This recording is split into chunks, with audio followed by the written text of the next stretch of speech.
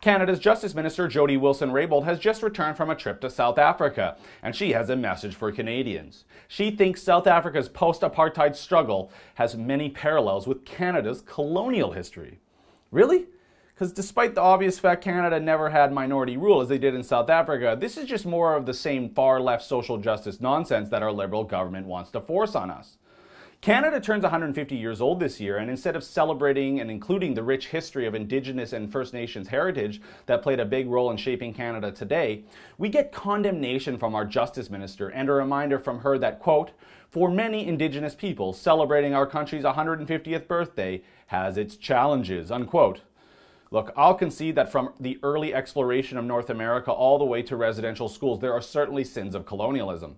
But to condemn every part of colonizing Canada and integrating many different cultures into one nation as some kind of permanent national guilt the way it's done in South Africa, well, that's just not fair. Nor does it say anything for the millions of First Nation men and women who have taken advantage of all the great opportunities Canada provides for anyone, immigrant, First Nations, or colonial.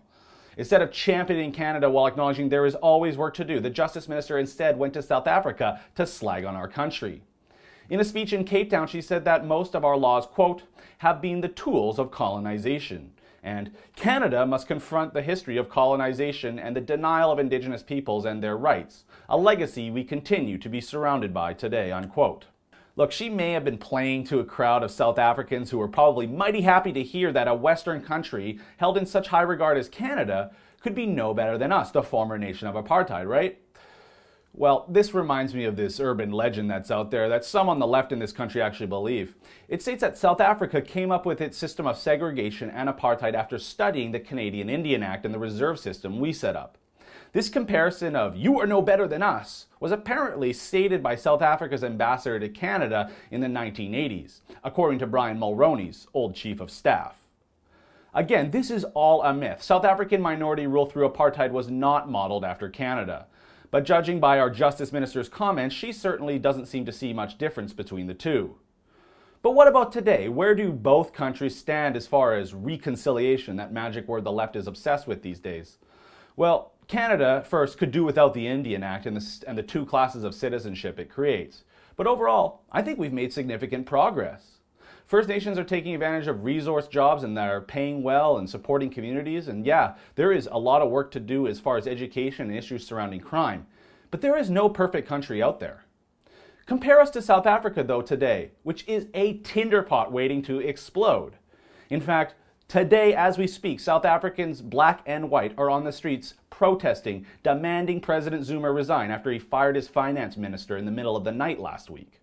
South Africans know corruption in the ruling ANC runs deep. But maybe I'm looking at this all wrong. Maybe the Justice Minister wants Canadians to begin reacting the way South Africans do when addressing Canadian colonialism. That it's comparable to apartheid, that there is no benefit to the shared common law and British judicial system we use, no possible avenue for equal opportunity. Because colonial oppression still exists, whites are to blame, so no point in celebrating our nation's heritage of 150 years after all the sins of our forefathers.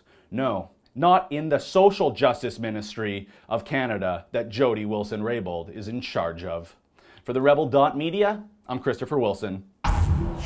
The infiltration of social justice warrior attitudes at every level of our government continues, so make sure you keep it locked to the Rebel.Media for all the updates exposing this.